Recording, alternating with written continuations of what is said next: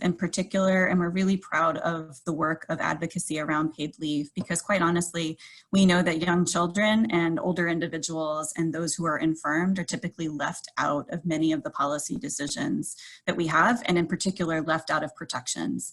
And if we just talk about early childhood, we know that those first 3 years in particular are the most important to a child's development, and having access to a consistent quality experience with adults is one of the most important investments that you can make. And we believe that paid leave is a strategy to help us get there.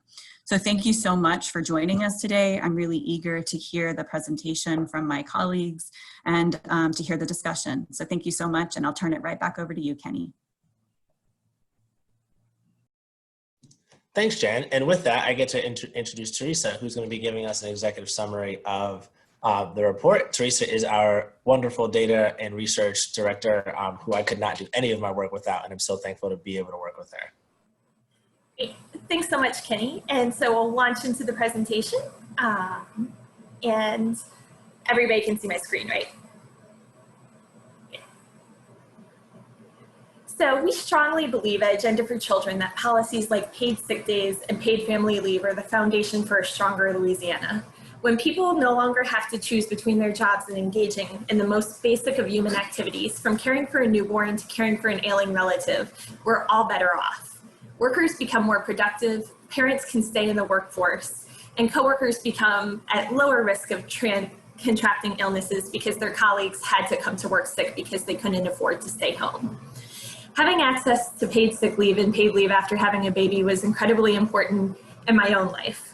A couple of weeks before I got married, my mother-in-law gave me a call and said her doctors thought she had cancer, but they couldn't figure it out. Fast forward to several months later, and in November, she got a diagnosis of lung cancer.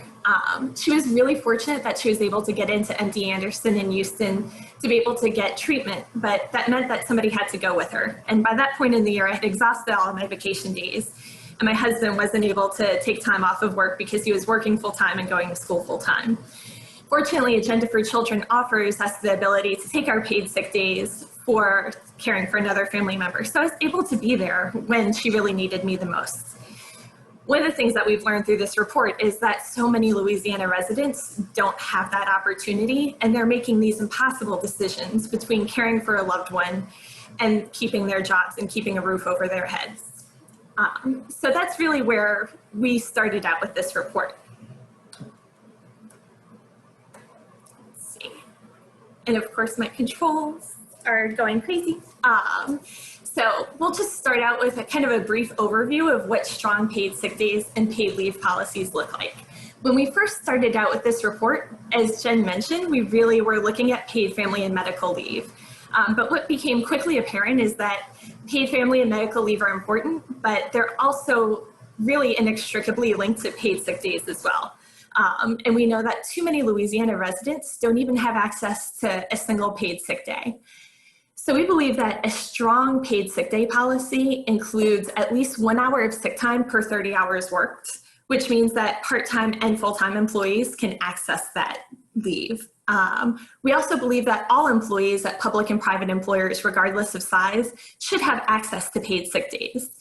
And that qualifying reasons should include not just your own sick time, but also being able to go to doctor's visits, caring for a loved one, or helping a loved one or a child go to doctor visits, as well as domestic violence needs. Paid sick days should also be provided at regular compensation. That's just fairly standard. Paid family and medical leave, we believe employees should be able to have at least 6 months for new parents and up to 12 weeks of medical leave. And that's really based on national and international research showing continued benefits for that extended leave for new parents. We believe that all employees at public and private employers of all sizes should have access to paid family and medical leave through a state-sponsored program similar to unemployment insurance. That would really allow gig economy workers as well as self-employed workers to have access to this important leave policy. And qualifying reasons for paid family and medical leave typically include becoming a parent, including becoming an adoptive parent, as well as the serious illness or of the worker or family member. And we believe that compensation for employees working at wages less than $60,000 should receive 100% of their normal pay, because that's really what it takes to make ends meet in Louisiana, with all others receiving wages replaced at gradually lower rates, consistent with the Louisiana Budget Project's work on this. As I mentioned earlier, the data really show that far too many Louisiana residents lack access to even a single paid sick day. 41% of workers in Louisiana don't have access to sick days, and we know that lower income workers and workers of color are less likely to have access to paid sick days. And family and medical leave is really out of reach of most employees in the South. 83% of workers in the South lack access to paid family and medical leave policies.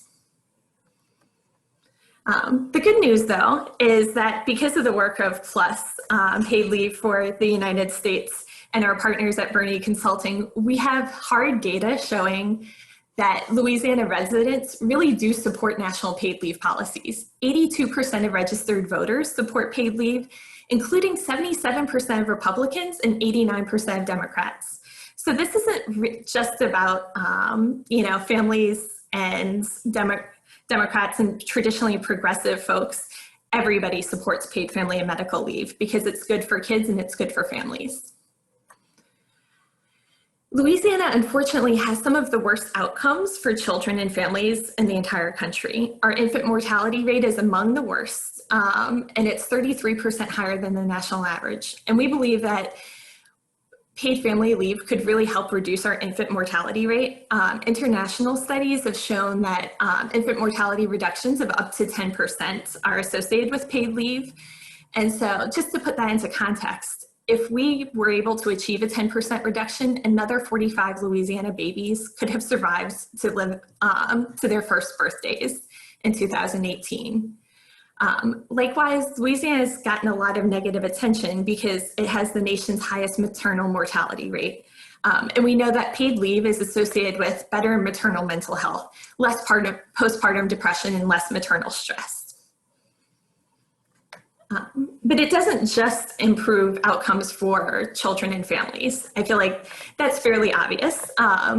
Being able to take time off to care for a newborn is a great thing. But sick leave and paid family and medical leave also really supports businesses because turnover is a huge cost, especially for our low-wage industries. Turnover on average costs 21% of a worker's annual salary, and both paid sick days and paid leave reduce turnover. We also know that paid sick days mean fewer workplace injuries. On average, workers without earned sick time were 28% more likely to suffer a workplace injury. And we'll also see more productivity. Presenteeism is reduced by paid sick days, and 89% of businesses report improved productivity or no change at all after paid leave implementation. And in light of the coronavirus epidemic, I think this last point is probably the most important. Paid sick days are going to improve workplace health. Workers without access to paid sick days are 1.5 times as likely to go to work sick, increasing the risk of passing along illnesses to others, including coworkers or customers. And as we think about really containing this epidemic, we really need to think long and hard about providing paid sick days.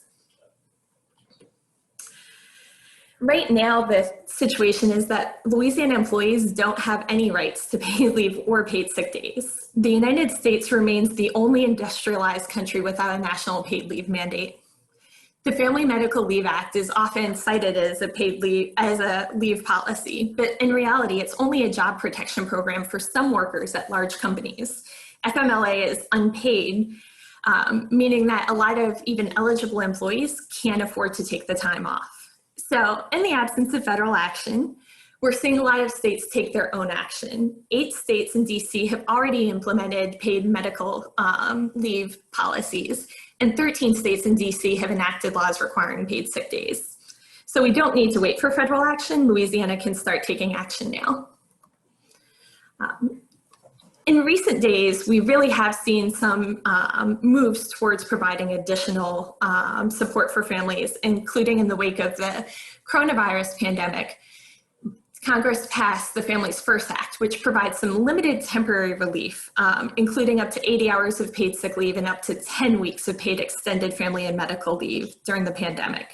Unfortunately, it expires at the end of the year, and it left out huge swaths of the American workforce, including all workers at companies with 500 or more employees, which is tens of millions of Americans, as well as healthcare providers and emergency responders. And we know that those folks are the ones most likely to be putting themselves at risk of contracting the virus. Additionally, workers at companies with 50 or fewer employees were more or less left out of it because those employers were easily able to gain an exemption from this mandate. The 2020 legislature killed a bill that would have provided sick days for Louisiana residents. It was introduced by Representative Willard, who just joined us, so welcome. And it would have provided up to 40 hours for eligible employees, which included full-time and part-time employees of employers with 20 or more employees. And it really had this nice comprehensive look at why people could take sick days, including for their own treatment or prevention, going to doctor's appointments for themselves or their family members, as well as public health emergencies, looking at things like being able to take time off due to business closure or a child's school closure, as well as domestic violence. And an employee's attendance at a meeting at his child's school in relation to the child's disability or health-related matter, which we know is critically important to kids with disabilities and complicated health needs. The good news is that change is possible. Paid leave continues to be affordable and within reach for Louisiana. Our friends at the Louisiana Budget Project created a cost model showing that a paid leave policy that would cover 80% of Louisiana workers and would share costs between employers and employees would cost less than a cup of cappuccino each week. I don't know about you, but I would definitely invest that amount of money in a paid leave policy for Louisiana. And we think that this is really a critical policy to stop Louisiana's brain drain.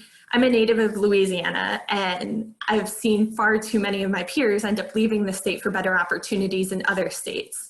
And so as we think about what we can do to make sure that college-educated residents are able to stay here and want to raise their children here, policies like paid sick leave and paid family and medical leave can really become a game changer for our state. Finally, our policy brief really looked at the fact that we all have a role to play in this. We don't necessarily have to wait for the federal government to pass legislation, though that would obviously be the gold standard. Louisiana's legislature can go ahead and pass legislation guaranteeing paid sick days and paid family and medical leave for all Louisiana workers right now. And a really critical piece here is that if they don't want to do that, they can at least repeal Louisiana's preemption laws.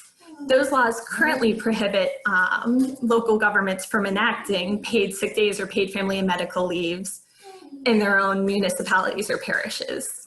So that could be one important step. As well, local governments can take immediate action. They're major employees in most of our parishes and municipal governments. And so they can provide paid sick days and paid family and medical leave to all of their employees, including part-time workers who are often left out of these policies. They can also take the lead from New Orleans and require that any contractors that work on city or parish projects provide paid sick days to their employees. Employers don't have to wait for government action. They can immediately pass these policies, and our friends at PLUS, who you'll hear from later, actually have a really great toolkit that allows businesses to really estimate both the costs and the benefits of enacting these policies. And another really critical piece for businesses is letting elected officials know that they support paid leave policies, because that's often one of the major stumbling blocks to passing these policies. And so the more that legislators can hear that businesses support it, the easier it will be to pass this legislation. And finally, as we saw earlier, most voters in Louisiana actually support paid leave policies. And so it's really critically important to let your legislators know about that. We don't necessarily tell our elected officials how important this is, but we know it makes a huge difference in families' lives. And many people are just kind of struggling silently through going through periods of unpaid leave after giving birth or extended illnesses. And we need our legislators to hear about that and know that it's really making a big difference in people's lives, whether or not they have paid leave or paid sick leave. And Paid Leave USA, actually, Paid Leave for the US actually does have a really nice toolkit that employees can use to make the case to their employers. So with that, I'm going to transition it back to Kenny for the panel. Thank you, Teresa. Thanks for that great overview of the work. And if you want a copy of the brief, you can find it on our website, agendaforchildren.com. And Teresa or Jen, I'm going to ask you to also put the link to the brief in the chat for anyone who wants to download a copy for themselves. And I have the pleasure of being the moderator of our panel. So again, my name is Kenny Francis. I'm the Policy Director for Agenda for Children. Thank you all for joining us today. And I have the pleasure of introducing our panelists. And so when I introduce y'all, if you mind just like turning on your microphone and saying hello so folks can know who you are.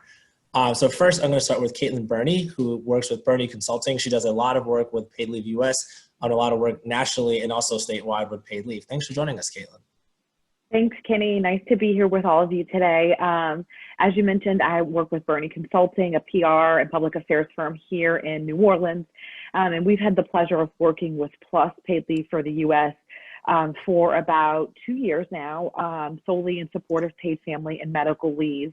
And part of our work has been to stand up the Louisiana Families First Coalition, which many of you are members of. So we've really used that organization as a way to build both education, an opportunity to educate folks about the need for paid leave, and use a tool for advocacy as well. And so we've worked with many of you in support of legislation at the state level, but primarily focused on working to pass federal paid family and medical leave. So really glad to be here today and look forward to sharing some thoughts about what's going on in DC and my thoughts on this really fantastic brief. Thanks, Caitlin. Next up, we have Stacey Roussell, one of our good friends from over at the Louisiana Budget Project. Thanks for joining us, Stacey. Hi, Kenny. It's great to be here. Really want to just commend you for adding to the work being done on paid leave in the state. It's absolutely vital. So thank you so much for this incredible brief. I can give a little bit of an overview or wait till later, whichever you'd prefer. You can go ahead and give it now. Why not? Okay, great. Well, I would imagine we've got a number of friends on this conference call. Louisiana Budget Project has been around for about 15 years now, and we focus on the state fiscal policy and how it impacts low to moderate income Louisianans. And so when we came to paid leave, we came to it with the lens of how does it promote equity within the state? How do we lift up families that are too often left out of these types of policies in the workplace to ensure that they also have access? And so we have worked with the folks who are joining us on this panel, just a tremendous group. And I want to especially thank Representative Willard for his early leadership in these issues, and really just looking forward to having another ally and advocate at the Capitol speaking on behalf of the people. So thank you for that. Thank you, Stacey. And with that, thanks for the segue. I'm going to next introduce Matt. Representative Matt Willard is a representative from District 97 here in New Orleans. Matt, thank you for taking the time to join us. I know that you're dealing with an active special session right now, so I really appreciate your time. Yeah, thanks for having me, Kenny. It's a pleasure to be invited to discuss paid leave for our workforce here in Louisiana. And thank you, Stacey and Louisiana Budget Project and Devontae. You all were phenomenal and excellent in supporting HB 832 during the regular session. You know, I think one of the best things that we can do here in Louisiana is to value our workforce. You know, Teresa talked about some of the benefits earlier, and hopefully we can get into some more of that. But quickly, you know, I'll just cover what happened with HB 832. We were trying to give paid sick leave to employees who are working for companies with 20 or more employees, and that was paid sick days. And if they had fewer than 20 employees, they were granted unpaid sick days. They would accumulate 1 hour for every 30 hours worked, with a maximum of 40 hours a week. 40 hours a week, not that much. We're talking about 5 working days. And then there was a carryover provision at the end of the year. However, if an employee left the company, they could not be compensated for any paid sick days that they accumulated but had not used. And that bill was killed in committee. It was a shame. It was a sad day for Louisiana workers.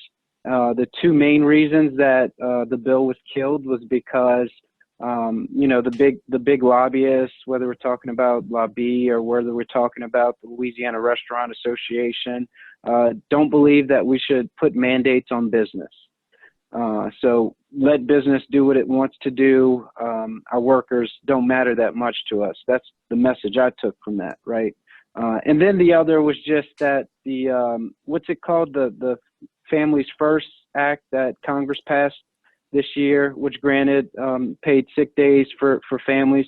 That was in place, although it doesn't apply if you work for a company with more than 500 employees, and it expires at the end of the year.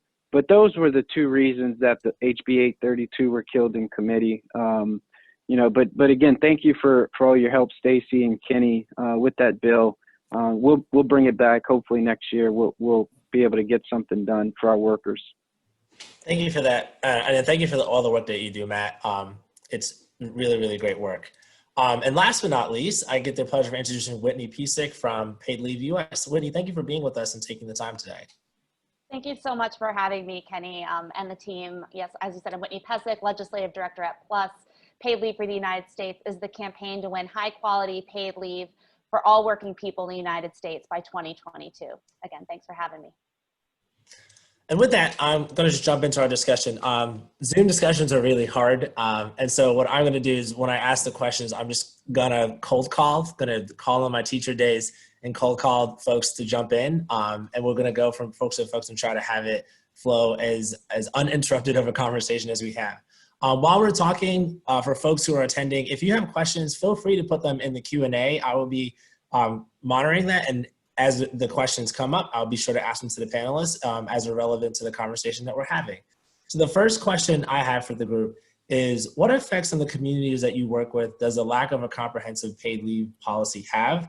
How has the COVID pandemic either changed or underlined those realities now that we're 6 months into this? And with that, I'm going to start with Whitney to start us on the national level of what you've seen there. Thanks, Kenny. I would start off by saying that we've already been able to see that the states that have already enacted state paid leave laws were able to react more quickly and efficiently to the pandemic and address the needs of their workforce and their caregiving responsibilities, and without having to wait on the limited paid leave that the Families First legislation that the representative mentioned was passed. And I think another important note, in addition to the fact that it expires at the end of the year, is that that law passed in March, and it only provided the 10 weeks and 2 weeks of leave, which I think when Congress passed it in March, they did not anticipate we were going to be faced with a virtual school year. So I think that not only is it expiring, but I think a lot of families have exhausted the limited leave that has passed. Caitlin, what would you add on the national level? Same question over to you.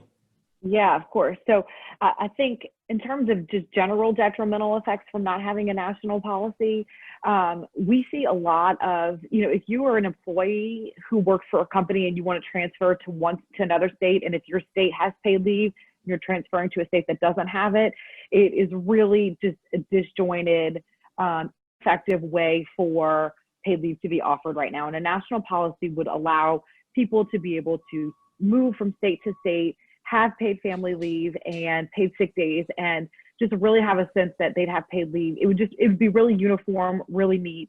It would be the gold standard, and we could be able to structure it in a way that would allow gig economy workers, part-time folks, and people who are just really traditionally left out of paid leave policies would be able to access paid leave under a national policy that would be, that would be holistic and complete. So that's a really reason we're having a detrimental effect we're seeing right now, is the fact that there's just not a uniform standard of paid leave. And so many folks tend to be left out. Thank you for that. Stacey, over to you. So on the state level, through the work you do with the budget project, what are the effects that you've seen in our community with the lack of a paid leave policy at the state level, and how has COVID either underlined that or changed the effects that you're seeing there? Yeah, it's such a great and timely question. And really having this legislation introduced earlier this year was almost prescient. Just knowing that not only was the need there, but the way that the need has just exploded over this year. And so it was really unfortunate that despite the advocacy community and despite the diligent work of our legislators who really understand the importance of this, that it did fail. But I think, one of the things that we want to understand about these policies, and especially in a state like Louisiana, where we have a lot of workers who are toiling at a very low level of pay. The state doesn't have a minimum wage. We've preempted localities from creating a minimum wage. We have a lot of workers who are working for very low wage and aren't benefiting from even sick days or paid leave that is available in the state. So for example, when we look at paid sick days, those who earn the least are, well, I'll reverse it. Those who earn the most are 3 times more likely to have access to paid sick days as a standard benefit. When we move into paid family and medical leave, those who earn the most are 5 times more likely. And as Teresa said, across the South, only 16% have access at all. So one of the things that COVID did was really lift up the incredible need and potential damage that is done within the essential workers who don't have access to paid sick days. So in Louisiana, food preparation and serving related occupations, only 18% of those workers have access to a paid sick day. So you can kind of just, you can think through that for yourself. If you are a worker who is dependent on that paycheck to feed your kids, pay your rent, you're not feeling very well, but you think, I'm going to be okay, right? So you go to work. And so we really have this lead into a public health issue.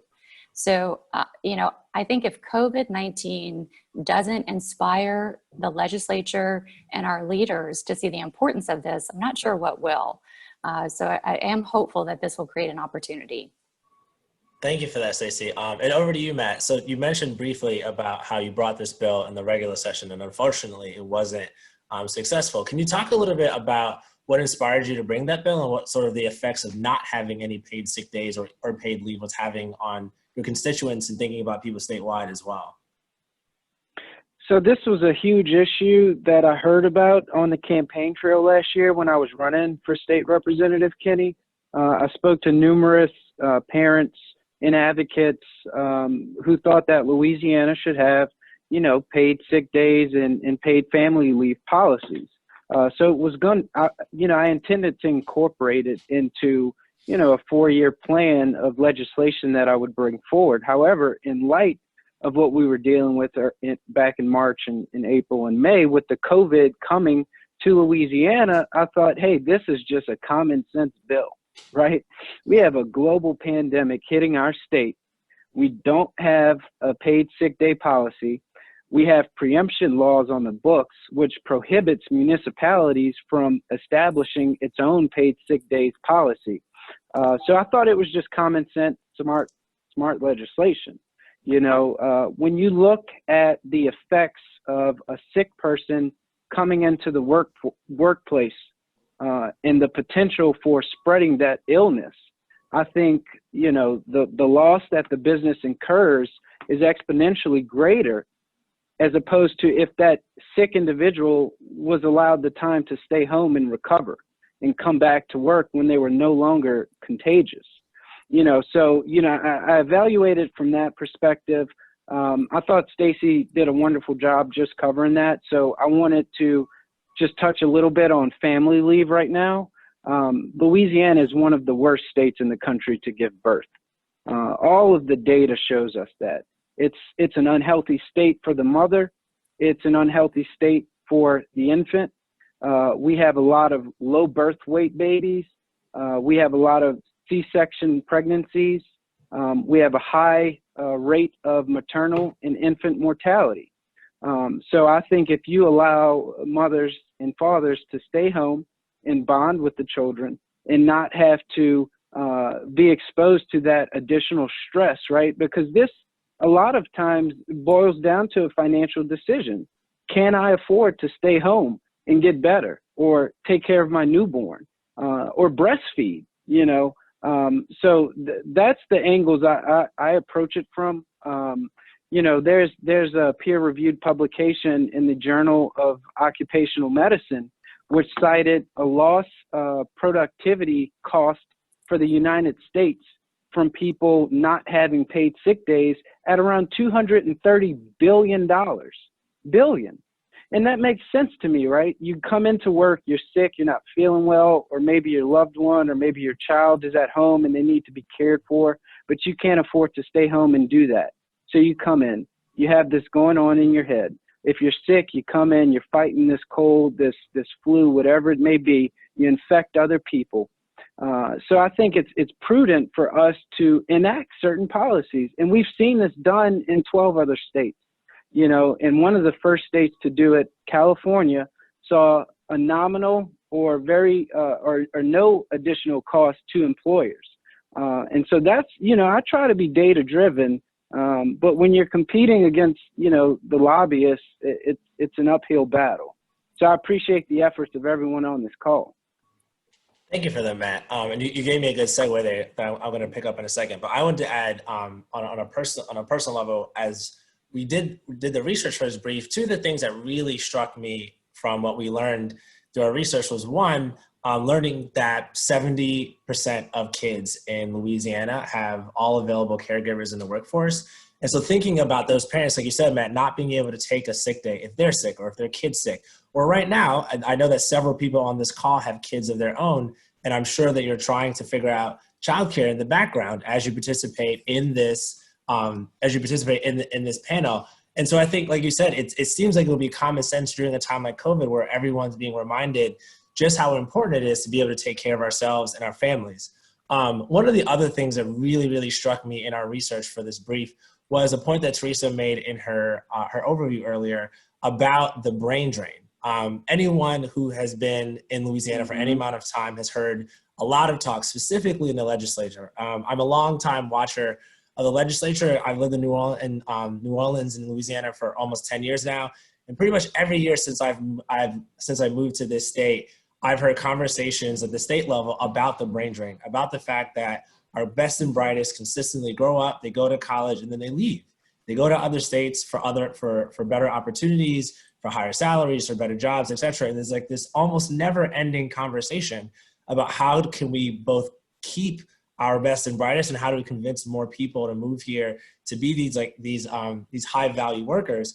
And I think one of the arguments that we make in the brief is that if we passed a comprehensive paid sick day, paid leave policy, we'd be the only state in the Deep South to have one. So talk about an incentive for people to stay or to come here. So to come back to your point about it being really common sense. Kenny, can I say something real fast? I remember when I had HB 832 in committee, that statistic point that you just cited, that we don't have any states in the South with paid leave policies, that was used in opposition of the bill. Since no other states in the South have it, we shouldn't have it. Well, I'm insane. I don't envy you the job of trying to combat that type of logic. But you did give me a good point to segue to another one of the questions I had about what have we learned from other states. So I'm going to throw it back to Caitlin and Whitney, whichever one of you wants to take it first. Matt mentioned that there are 12 states, including California, who have enacted paid leave policies. And to the point he just made, I think that we can do a better job as a state of learning from what other folks have done and their successes and even their struggles. So I'd love for the two of you to talk about what you have learned in the work that you do nationally from the states that have enacted these policies. Absolutely. So we're really lucky that we do have years of robust data from the states so that we do have really clear information on the effects on businesses as well as public health and families. Some of this is actually mentioned in the report and was actually just mentioned by Representative Willard, but that California employers reported overwhelmingly a positive effect on productivity, profitability, and performance. And the California Society of Human Resource Management, which was initially opposed to the legislation, said it was much less onerous than expected. And New Jersey businesses said they've adjusted easily, and 97% of New York's businesses have complied with the law with less than a year of its enactment. State paid leave programs are also a model that works for small businesses, which is, I know, really important to Louisiana. These programs make the benefit affordable, it reduces business costs, increases their competitiveness, and can allow small business owners to take the leave themselves when the need arises. Because I think that that's something that's often overlooked when we talk about a national or a state paid leave policy, but that it actually makes small businesses more competitive, because while the employee is out on that leave, they're able to access the insurance benefits out of a separate fund. And that way that small business can keep their salary open to either cover overtime or to hire a temp, or to just make sure that they're able to stay whole while that employee is out and don't have to self-fund it like Google or Facebook does. I also would just mention that paid leave boosts employee morale and reduces costly turnover. 87% of those in California said the state program had not resulted in any increased costs. And after paid leave was implemented, the average firm wage costs had not increased and turnover rates decreased, and that workers who use the program were 10% more likely to return to work. And as has been mentioned by fellow panelists, that women especially are more likely to return to the workforce if they have access to that leave. And also that's outlined in your report is all the great public health benefits. I know that was mentioned, from breastfeeding to immunizations, as well as actually reducing child maltreatment risk factors, and a decline in elderly nursing home usage, which is also a really important cost saving. And it also gives families the ability to arrange for childcare, which also has been mentioned. And new mothers are less likely to fall into poverty, and it increases their household incomes. And also, I think really importantly, mothers who have access to paid leave are less likely to use SNAP or other public support programs after a child's birth. So I think that the amount of data, again, that we have from the states can really help states like Louisiana form a program that really works for its working people as well as business. Thank you for that, Whitney. And Caitlin, before I let you jump in, I see someone raise their hand. I just want to remind folks that if you have a question, please type it in onto the Q&A box. It'll pop up for us, and I'm happy to ask it. Caitlin, please continue. Yeah, I just want to emphasize the point that Whitney made about both the small business owners being able to use paid leave when their company is participating in a state or a public policy program like this, and also the fact that they will have that the salary that they were paying that employee available for them to hire someone else, because that employee will be being paid from the state fund or the federal fund. That's where the resources will be drawn down from. I think that often really gets overlooked when debating the need for paid leave and whether or not it's affordable for businesses. I think in the long run, this actually saves businesses money, because they're able to then hire a temp, and they're not necessarily absorbing the cost of having an employee out on leave. So I just think that's really important that folks appreciate the fact that they are not going to be continuing to pay that salary while their employee is on leave. So just wanted to make that point a little bit more strongly. Thank you for that, Caitlin. So I have a question for the whole group here, because one of the things I wanted to do when I was thinking about this panel is address something that Matt actually brought up head on. There is an argument against policies like specifically paid leave, that we should leave this up to individual businesses to decide whether to implement or not. That the sort of the market-based philosophy that if it's necessary, the market will decide it, and that people will be forced to move because the market has created an environment where they need to provide paid leave to be competitive. And so I want to ask each of you to give me your thoughts on, do you believe that it's important for something like paid leave and paid sick days to have a government mandate, or are they right? Should we leave this to the individual decisions of private businesses? Let's start with Matt, since you're the one that gets to have that argument the most. No, I think that this should be a right for all of our workers, not only in Louisiana, but across the country. I think our governing authorities have a duty to step in and protect the health, the safety of constituents when they are not being fulfilled. And just a perfect example here, right? In Louisiana, we still have, about 40% of workers of our workforce who do not receive one single day of paid sick leave. So if we continue to wait for private business to provide that benefit, I'm afraid that the day just won't come. It just won't happen. So I think we have a little bit more work to do. I think if we can figure out a funding mechanism for it, you laid some out in your policy brief, Kenny. But I think if we can figure out a funding mechanism that works to support the smaller businesses in Louisiana, I think we could get it through down here. Thank you for that.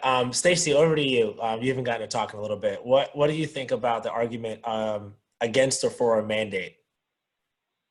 I think there are some things that the market does well, and there are some times that the market looks to government to lead and looks to government to say, this is the baseline, and you're welcome to do more. You're welcome to be more competitive and more generous as a recruitment strategy. But really, the citizens, the residents, the people of Louisiana deserve a baseline, and that's really all this is. This is saying, as Representative Willard said, his legislation was 40 hours a year for paid sick days. And so we're talking 1 week out of the year, you get the flu.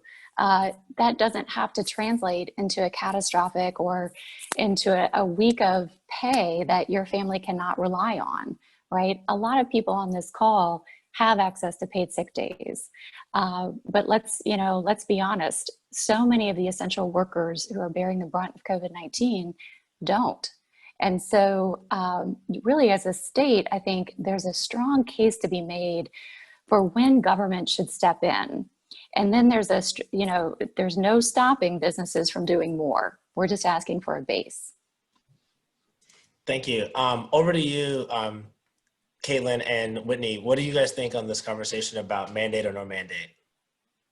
Sure. So I'll feel free to share two thoughts. First, I think a mandate is important because it would allow everyone to be able to participate. So your Uber drivers, your gig economy workers, your small businesses who may not, as a gig economy worker, for example, you wouldn't have it if it was as a contract employee, you wouldn't have the ability to have paid leave through your employer if you're, essentially self-employed. So that's one reason I think a mandate is very necessary. And another reason I think a mandate, particularly at the federal level, is important is at the end of the day, it would make everybody's lives a lot simpler.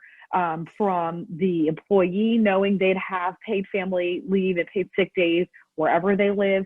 And it also makes it easier for businesses. If you're a business that's operating in multiple states, you are following one set of rules for how to employ paid family leave. And so I think it makes everyone's lives more simple at the end of the day. And that's another reason to speak in favor of a mandate, simplicity's sake. Whitney, I'll let you build on that.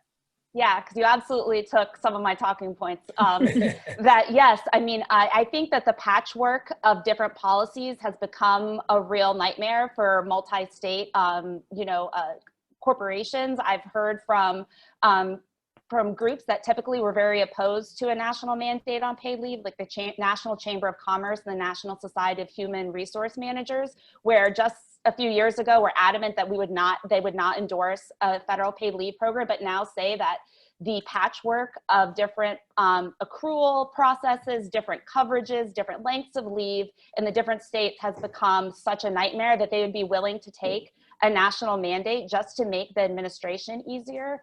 And I think that that again goes back to why a state or a federal program is preferable, because that way the small business owner doesn't have to administer it himself. And I also goes back to what I had said earlier, where I just don't believe that paid leave is ever going to be affordable for the average small business owner without like some kind of government program. And as the other panelists said, it's about creating a floor, not a ceiling. If the Googles and Facebooks want to provide more leave than what the standard is, they are welcome to do that. But as we've seen through, PLUS has tracked employer paid leave policies over the past several years.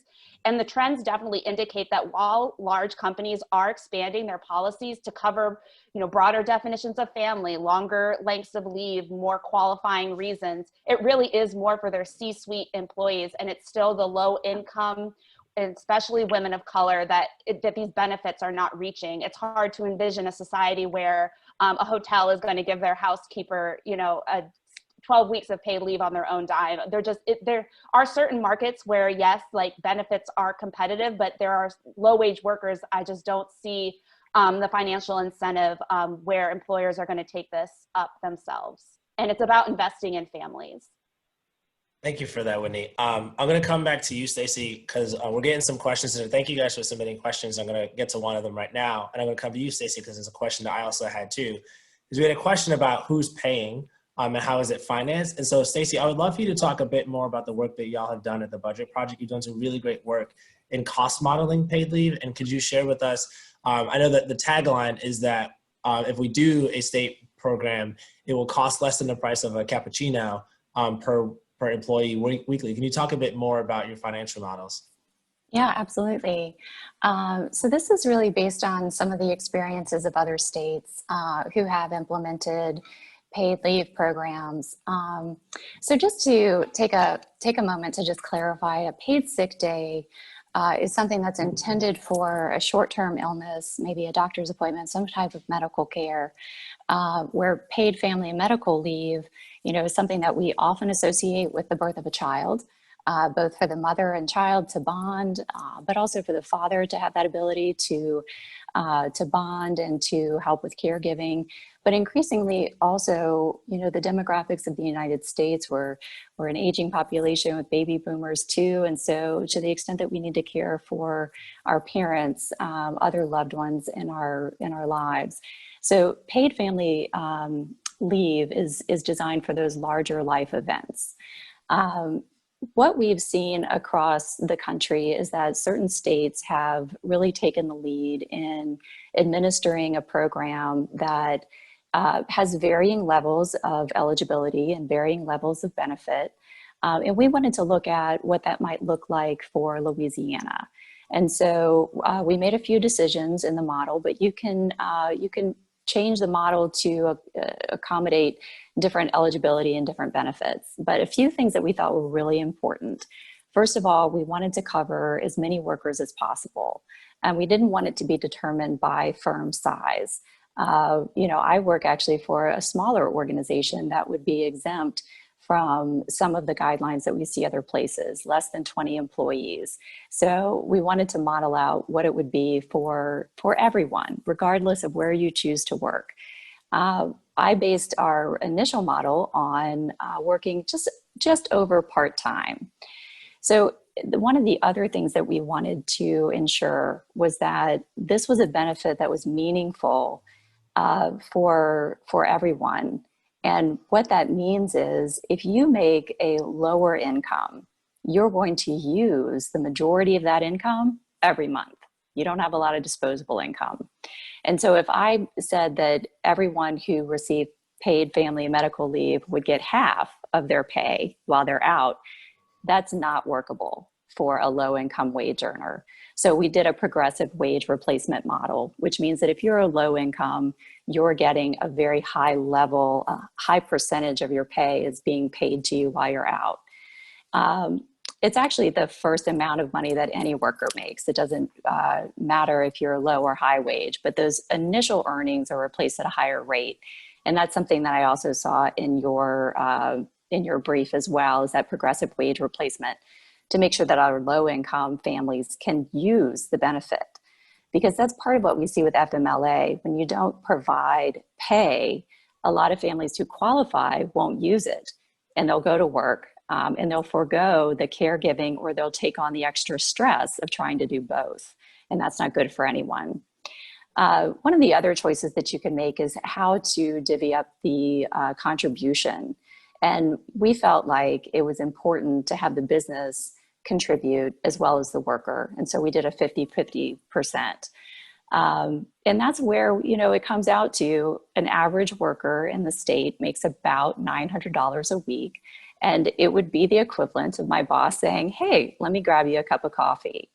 And to be honest, as much as I love coffee and as much as I drink coffee, I'd rather buy my own and maybe contribute that price to a fund that gave me the peace of mind of knowing that if I needed it, it was there, but also knowing that my colleagues who maybe are planning a family or maybe get that scary phone call that a relative is going to need care, that they would have access to that. Not only would they have access, but they would have a path back into the workplace because they stayed connected to us during that time. Thank you for that, Stacey. I'm going to jump really over to Representative Willard really quick because I know that you have to go in a second. Matt, thank you again for jumping in while you're actively dealing with the session. We'll let you get back to the people's business in a second. We do have one question specifically for you about, as you mentioned that you're planning on bringing the bill back up in a future session. How do you think that, what can be done to make the bill more successful, and how can folks out there help the bill be more successful the next time? Yeah, I thought we did a great job earlier this year when we presented in committee. Different times with COVID, so we couldn't have too many people from the community show up in committee to support the bill and testify. And even if we brought it next year, I'm going to assume we'll still be dealing with COVID. So I won't ask anyone to come into committee, but, emailing the committee members, emailing the chair of the committee. We actually received a notification either today or yesterday that the committee where that bill went, which is the Labor Committee, changed the makeup a little bit. So that may help work in our favor. But I also think if we could actually tap into the way that this would be feasible for some of our smaller businesses. Some of the private conversations I had with committee members, they were concerned about businesses with under 50 employees paying for these sick days. So that 20 to 50 employee count companies seem to kind of be missed out. So I think we need to focus efforts there and see if there's anything that we can come up with. It could be, a tax credit that goes to companies with fewer than 50 employees. So that's what, I'll tap into you and Stacey and see if we can come up with some type of solution to that. But, we need to make our voices heard. Certainly one of the best things that we could do is make sure everyone is counted in the census. So if you're tuning in right now and have not responded to the census, please do that because the districts that we have in Louisiana allow some extreme conservatives to run in their districts and win with a good majority. So, getting some more fair districts to where we get more moderate conservatives in the legislature, I think that'll help as well. But at the end of the day, the big business lobbyists control a lot of the decision makings here in the Capitol. So we need to just keep making sure that we do our best and we all play a part to make sure that the voices of everyday Louisianans are heard in the Capitol. Thank you so much, Matt, and thank you for your time. Good luck with the rest of the session and committee meetings today. Thank you, everyone. I appreciate you all. Thank you, Representative Willard. So a question that we got from the audience I want to ask to the panel and anyone who wants to take it is when we are referring to paid family leave, does that include companies that allow staff to apply the balance of their accumulated paid sick and vacation leave while out on FMLA? Who wants to take that one? I can jump in. So I think we would be talking about paid family leave in addition to whatever an employee would receive as paid vacation or sick leave that is offered just as an employee benefit. Paid family leave or paid sick leave would be on top of that. So employees could take their 2 weeks, is typically it's something you might get as vacation, and then have paid family leave on top of that. Gotcha. Thank you. I have just one more question that I had ready. So my last question is for Caitlin and for Whitney. We mentioned in the brief, and there's in the brief, if you haven't read it yet, there's a great graphic, which we won't take credit for. We didn't make it. We saw it somewhere else, but it really illustrates just sort of honestly how embarrassing it is, where you look at the comprehensive paid leave policies that are offered by seemingly almost every other country on the planet. And then we have the United States down at exactly 0 days that are guaranteed. Can the both of you talk about the work that's happening at the federal level, and like, where does the national conversation and policy stand when it comes to paid leave? Like, are we getting close? Are we far away? How are we doing? It's a great question, Kenny. My favorite one to answer. I've worked on paid leave for a little over 5 years, and the amount of change in this past 5 years is really indescribable, especially as our country is so polarized and it feels like Democrats and Republicans can't agree on anything. When I first started on paid leave, like I said, about 5 years ago, Republicans wouldn't even come to the committee hearings on paid leave in the House and the Senate. And now we have several Republican-sponsored paid leave bills, and even a bipartisan one. And I think, while the Republican proposals leave a lot to be desired, when you take a look at your report, and we're really looking at what families truly need, which is comprehensive paid family and medical leave, while the Republican proposals right now only cover what we call baby bonding leave, because it's really only for the first 3 months after the birth or adoption of a child, and not for personal medical leave or caregiving or other parental needs. Like if your 6-month-old needs open heart surgery or your 11-year-old has leukemia, you would not be able to access that leave. But the fact that the discussions are happening, I think in such a short clip of time is really encouraging. And I also think the fact that the emergency paid leave and paid sick days that passed in March in the Families First Coronavirus Relief Act was also a bipartisan vote, which is also really encouraging.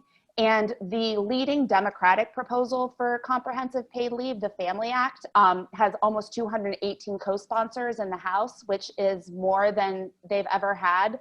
As well as 35 co-sponsors in the Senate, which is also the most that there's ever been. So I also will note that President Trump has mentioned paid leave in all of his State of the Union addresses. He signed the federal employees paid leave bill last December, which gives about 2 million federal employees 12 weeks of fully paid parental leave after the birth or adoption of a child.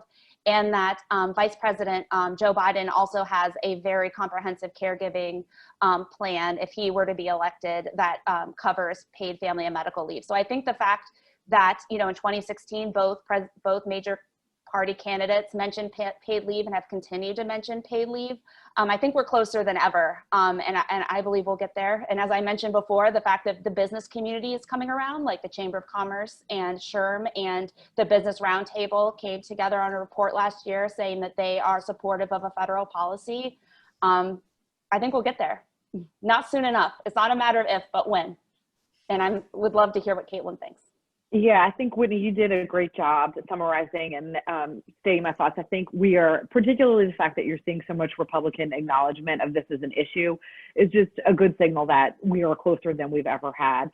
I'll just give a little bit of ticky-tack intel about what's happening right now.